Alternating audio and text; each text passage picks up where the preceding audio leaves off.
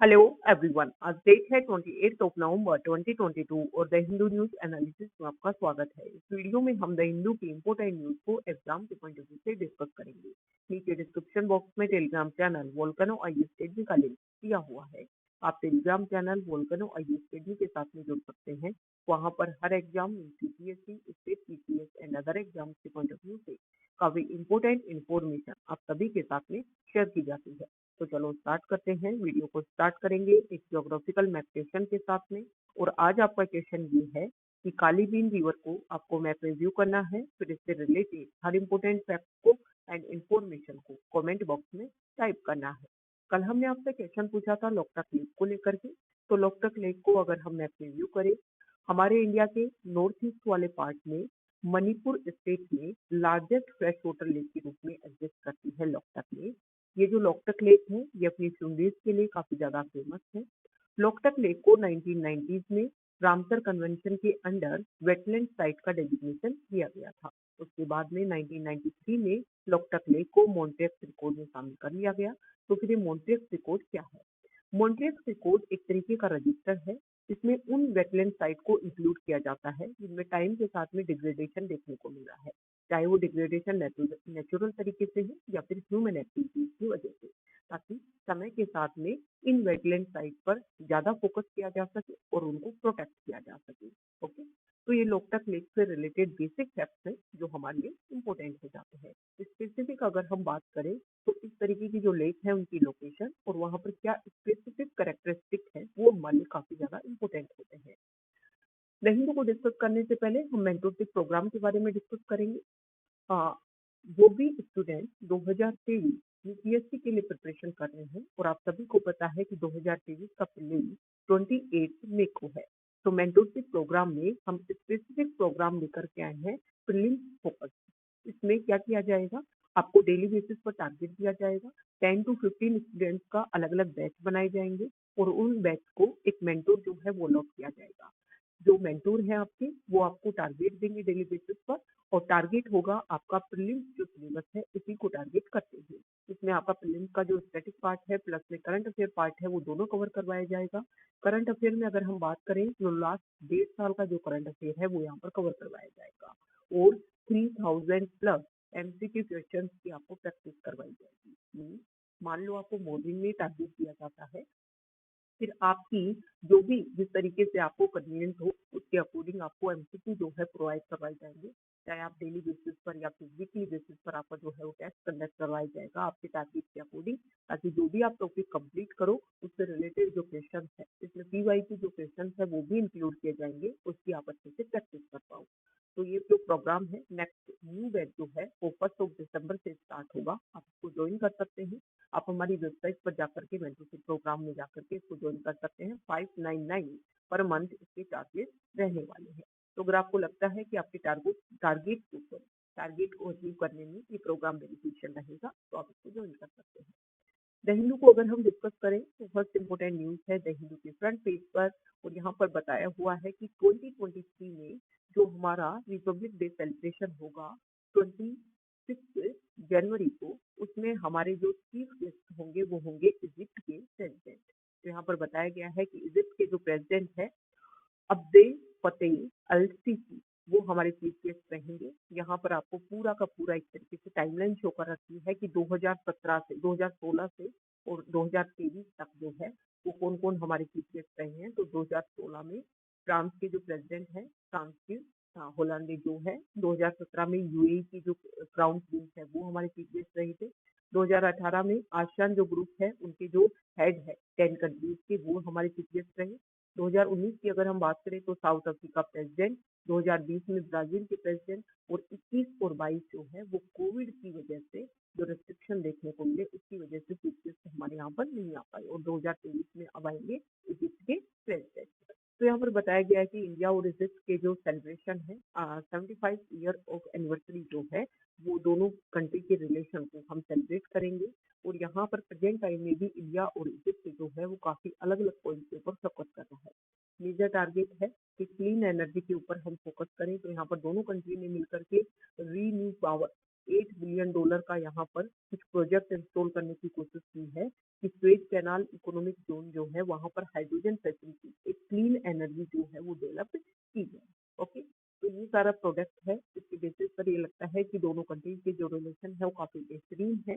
यहाँ पर बताया गया है कि इंडिया और इजिप्ट जो है वो पीपल टू पीपल टाइज में काफी डीप रूटेड रिलेशन जो है वो दोनों कंट्री के बीच में है, फ्रेंडली रिलेशन है।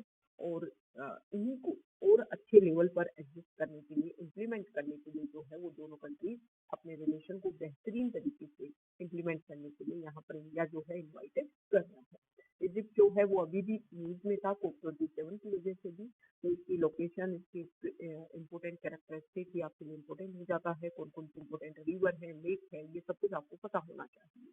ओके, 26 जनवरी की हम कुछ बात कर लेते हैं कि रिपब्लिक डे सेलिब्रेशन जो है वो 26 जनवरी को क्यों किया जाता है।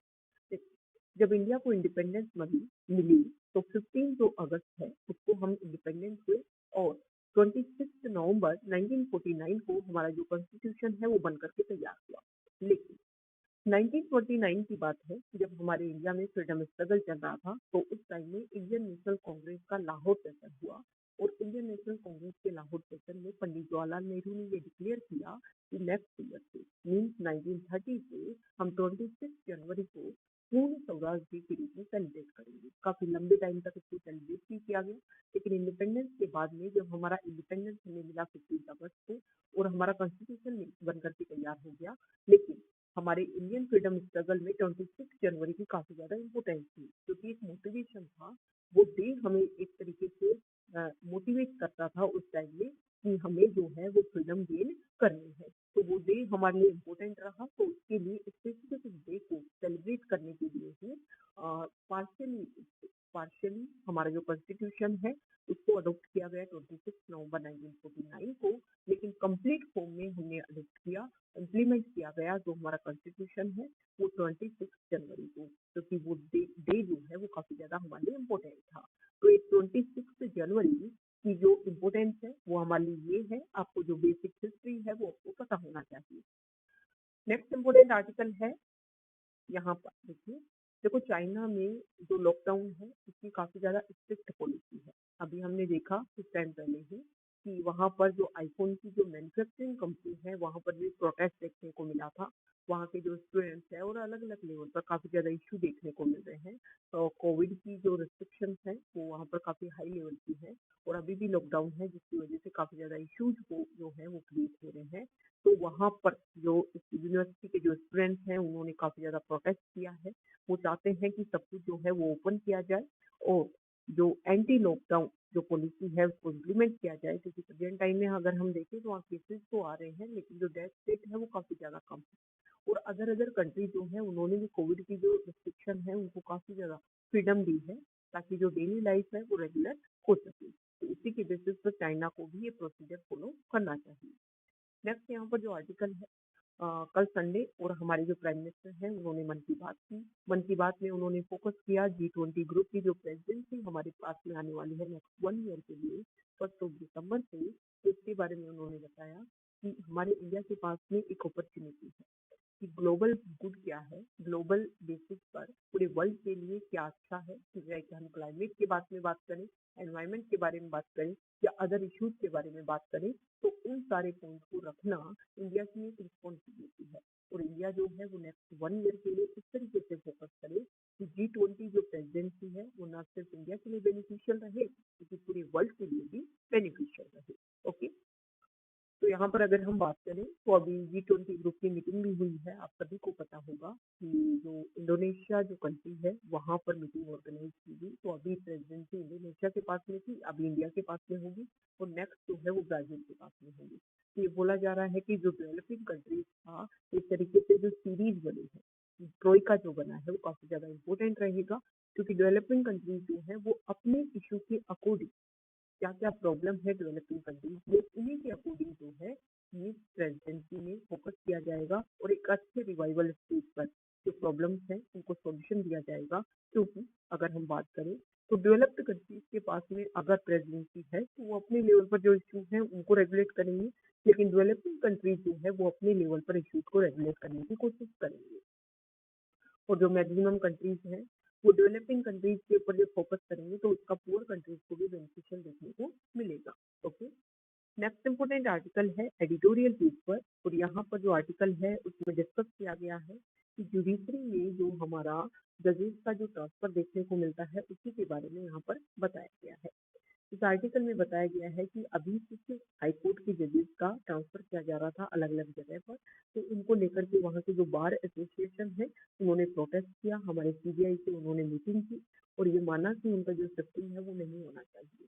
तो इस आर्टिकल में बताया गया है कि जजेस का जो ट्रांसफर देखने को मिलता है मैक्सिमम अगर हम देखें तो उसमें जो भी जहाँ भी उनका ट्रांसफर किया जाता है उसमें कंट्री की जो इंटीग्रिटी है उसके ऊपर फोकस किया जाता है। ओके, तो यहाँ पर जो राइटर है उनका ये बोलना है कि अभी अगर हम बात करें तो जजेस की अपॉइंटमेंट और जजेस का जो ट्रांसफर है, ये जो प्रोसीजर है इसको कोलिजियम सिस्टम के नाम से जाना जाता है और इसके बेसिस पर ये माना जाता है कि ये क्या है, इस तरीके से ट्रांसपेरेंट प्रोसीजर नहीं है। तो यहाँ पर ये बताया गया है इस आर्टिकल में कि जो भी ट्रांसफर का जो प्रोसीजर है वो एक तरीके से इस तरीके से होना चाहिए जिससे हमारी कंट्री का जो बेनिफिट है वो देखने को मिले, ना कि इसकी वजह से कोई हार्मफुल जो है इफेक्ट देखने को मिले।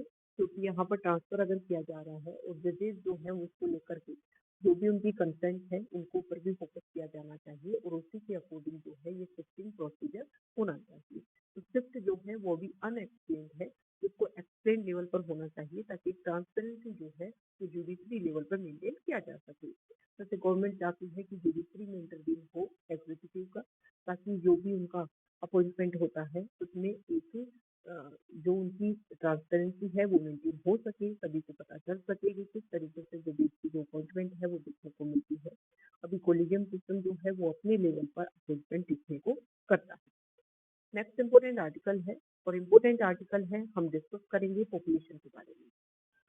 यहाँ पर जो राइटर है उन्होंने बताया है कि अभी 2 वीक पहले हमारी वर्ल्ड की जो पॉपुलेशन है उसने 8 बिलियन को टच कर लिया। ओके, और इसके ऊपर फोकस किया गया बहुत ज्यादा हेडलाइन से ही इस चीज को लेकर के।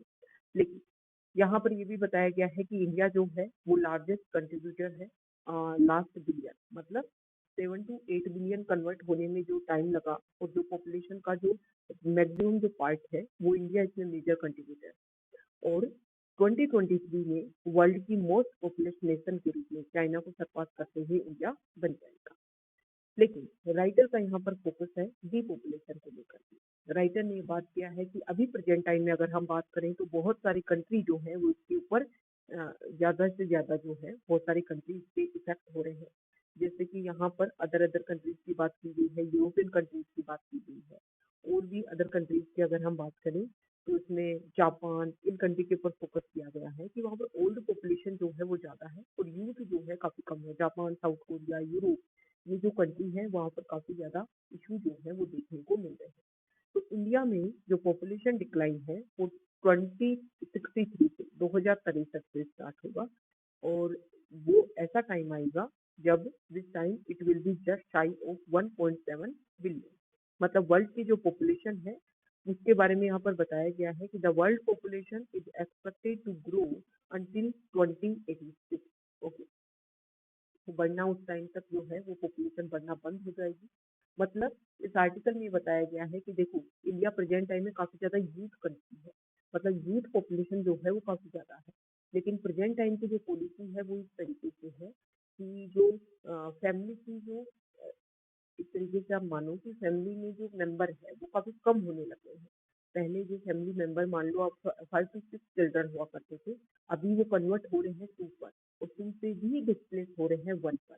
अगर यहाँ पर इस आर्टिकल में बोला गया है कि अगर फैमिली में सिंगल बॉय फर्स्ट चाइल्ड जो है वो बॉय अगर देखने को मिल रहा है तो उसके बाद में नेक्स्ट बेबी के लिए प्रोसीजर काफी कम देखने को मिलता है। Okay, comparison to girl child. Okay, तो यहाँ पर इस आर्टिकल में इम्पोर्टेंट फोकस किया गया है कि इसकी वजह से टाइम ऐसा आएगा तो वर्ल्ड जो है इसमें पॉपुलेशन जो है वो ओल्ड पॉपुलेशन हो जाएगी, इससे प्रोडक्टिविटी जो है वो काफी ज्यादा डिक्रीज होगी। अब इसका ऐसा मतलब नहीं है कि जो मदर है या फिर जो गर्ल है, जो विमेन है, उनको आप एक तरीके से बेबी फैक्ट्री जो है उसके ऊपर इसके तरीके से डेवलप करो, उसकी पॉपुलेशन जो है वो डिक्रीज नहीं होनी चाहिए। इसमें हमारी गवर्नमेंट का फोकस होना चाहिए।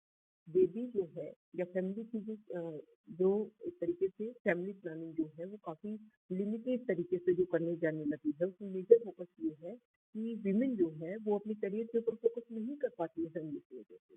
तो उसका एक बेसिक रीजन होता है कि वो फैमिली के टारगेट को कंप्लीट करने के लिए अपने अचीवमेंट को, अपने टारगेट को काफी कम कर देती है।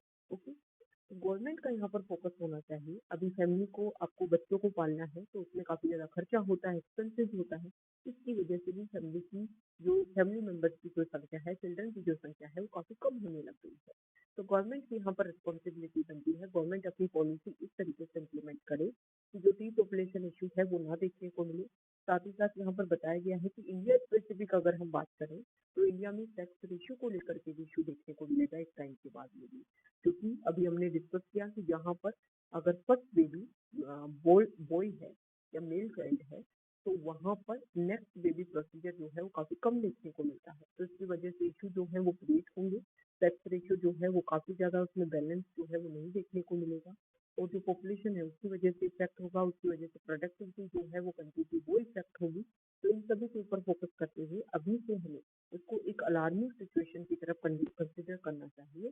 और जो भी हमारा प्रॉब्लम है इसके ऊपर फोकस करते हुए गवर्नमेंट की पॉलिसी इस तरीके से होनी चाहिए। ओके, तो ये मेजर चैलेंजेस हैं, इसके ऊपर हमें फोकस करने की जरूरत है। नेक्स्ट इम्पोर्टेंट आर्टिकल है टैक्स पेज पर। और यहाँ पर जो फर्स्ट आर्टिकल है इसके बारे में हम डिस्कस करेंगे कि सेम सेक्स मैरिज को लेकर के दो पिटीशन डाली गई है हमारे सुप्रीम कोर्ट में। और सुप्रीम कोर्ट में हमारे जो चीफ जस्टिस हैं उन्होंने इसको एक्सेप्ट किया है। 25 नवंबर को उन्होंने सेंटर को और अटर्नी जनरल ऑफ इंडिया को नोटिस जो है वो इश्यू किए हैं कि इसके ऊपर फोकस किया जाने की जरूरत है। मतलब कि जो इश्यू है इसके ऊपर गवर्नमेंट का क्या बोलना है। अभी अगर हम बात करें तो लास्ट ईयर एक पिटीशन फाइल की गई थी सेम सेक्स मैरिज को लेकर के दिल्ली हाई कोर्ट में। वहां पर सॉलिसिटर जनरल तुषार मेहता ने सेंट्रल गवर्नमेंट को रिप्रेजेंट करते हुए बोला था कि लॉ के अकॉर्डिंग अगर हम बात करें तो मैरिज जो है वो सिर्फ बायोलॉजिकल मैन और बायोलॉजिकल वीमेन के बीच में परमिसिबल है। ओके, और in its affidavit opposing the plea, तो प्ली को जो भी पिटीशन थी उसको उन्होंने सेंटर ने अपोज किया। The acceptance of the institution of marriage between two individuals of the same gender is neither recognized nor accepted in any uncodified personal laws or any codified statutory law. It also argued against the urgency of the plea by saying nobody was dying in the absence of a marriage certificate. Okay? तो यहाँ पर ये बोला गया था, ये जो petition को इस तरीके से उन्होंने नेग्लिजेंस किया तो इसमें बोला गया कि कोई भी जो पर्सन है वो मैरिज सर्टिफिकेट के बिना जो है उसकी डेथ नहीं होनी चाहिए। और यहाँ पर सेम सेक्स मैरिज को इस तरीके से रिजेक्ट किया था। अभी दो पिटीशन और डाली गई है। जो पिटीशन है वो फर्स्ट दो मैन है और इन्होंने यहाँ पर पिटीशन डाली है कि who have been a couple for 10 years। और उनकी पिटीशन इस बात के ऊपर फोकस करती है कि जो हमारा स्पेशल मैरिज एक्ट है 1944 उसमें चेंज होना चाहिए और सेम सेक्स कपल को भी इसमें क्या मिलना चाहिए, अलाउ किया जाना चाहिए। और दूसरी पिटीशन जो है वो सेम सेक्स कपल है ऑफ 17 years, पार्थ रोजे और उदयराज रन। इन्होंने पिटीशन ये डाली है, इनके जो वकील हैं, सीनियर एडवोकेट हैं, उन्होंने आर्ग्यू किया है कि सेम सेक्स मैरिज जो है वो 2018 का जो केस है नवतेज सिंह जौहर जजमेंट, उसमें होमोसेक्सुअलिटी को जो डिक्रिमिनलाइजिंग किया गया था, सेम वही तो है सेम सेक्स मैरिज, इसको तो अलाउ किया जाना चाहिए। साथ ही 2017 में जो पुत्तस्वामी केस में जो ये राइट टू प्राइवेसी दिया गया, मैरिज करना ये सारा जो है वो क्या है, प्राइवेसी है। तो इसको मेंटेन करना है, वो इसी केस के बेसिस पर, इसी रिजल्ट के बेसिस पर ये जो भी केस है उसका रिजल्ट आना चाहिए। ऐसा यहाँ पर इम्पोर्टेंट फैक्ट जो है वो बोले गए हैं। तो यहाँ पर दूसरे कंट्रीज की अगर हम बात करें तो ये पिटीशन के बारे में, अब देखो यहाँ पर सेंट्रल गवर्नमेंट क्या रिप्रेजेंट करती है ये इम्पोर्टेंट रहेगा, लेकिन हमने जो पास्ट है वो डिस्कस किया। अदर कंट्रीज की अगर हम बात करें तो 32 कंट्रीज ऐसी हैं जहाँ पर सेम सेक्स मैरिज को लीगलाइज कर दिया गया है। कुछ जगह पर इसको लेकर के लेजिस्लेशन मतलब लॉ बनाया गया है, कुछ जगह पर यहाँ पर जुडिशरी ने अपना अनाउंसमेंट किया है, उसके बेसिस पर वहाँ पर अलाउ किया गया है। कुछ कंट्री ऐसे हैं जहाँ पर होमोसेक्सुअलिटी को लीगलाइज बहुत पहले कर दिया गया था, लेकिन जो सेम सेक्स मैरिज है उसको काफी ज्यादा लेट किया गया। जैसे यूएस का यहाँ पर दिया गया है कि 2003 में वहाँ पर फॉर्मल मतलब सेम सॉरी होमोसेक्सुअलिटी को वहाँ पर डिक्रिमिनलाइज कर दिया गया और 2015 में सेम सेक्स मैरिज को रिकॉग्निशन दी गई। अदर अदर कंट्रीज के बारे में यहाँ पर बताया गया है कि नीदरलैंड 2001 में फर्स्ट कंट्री था जिन्होंने सेम सेक्स मैरिज को क्या किया था, लीगलाइज किया था। ओके, नेक्स्ट इम्पोर्टेंट आर्टिकल है, तो यहाँ पर पीडीएस स्कीम के बारे में बताया गया है कि 2015 में छत्तीसगढ़ जो स्टेट है वहां पर पीडीएस स्कैम देखने को मिला था और अब चीफ जस्टिस जो है उन्होंने अलाउ किया है इस स्कैम को हम सुप्रीम कोर्ट लेवल पर डिस्कस करेंगे। जो भी कंट्रोवर्सी है उसको यहाँ पर डिस्कस किया जाएगा। इसी के बारे में बताया गया है कि स्कैम क्या है। तो NAN is Chhattisgarh nodal agency for procuring and distributing food grains under the public distribution system in 2015. When former Chief Minister and BJP leader Raman Singh was in power, the opposition alleged that the government was distributing substandard quality grains under the PDS and that official had received kickbacks from the rice millers to allow the state anti corruption bureau. तो ये कुछ issue देखने को मिला था, उसी के basis पर अब इस केस को जो है वो सुप्रीम कोर्ट लेवल पर डिस्कस किया जाएगा। नेक्स्ट इम्पोर्टेंट आर्टिकल है यहाँ पर G20 ग्रुप में गेस्ट के रूप में इनवाइट तो किया गया है इंडिया के द्वारा बांग्लादेश को। तो इसके बारे में यहाँ पर जो है वो लिखा गया है, Bangladesh is seeking more energy from India and refined crude from Russia, says the Deputy Foreign Minister Sahera Alam. On staying in ties with the US and the European Union, he said Dhaka is not going to come to any pressure and dismisses concern raised over attacks on minorities. तो यहाँ पर उन्होंने India के लेकर के जो relation है उसके बारे में बोला है कि बांग्लादेश की जो इकोनॉमी है उसका काफी ज्यादा इम्पोर्टेंस है, इसीलिए इसी बेसिस पर इंडिया ने उनको इन्वाइट किया।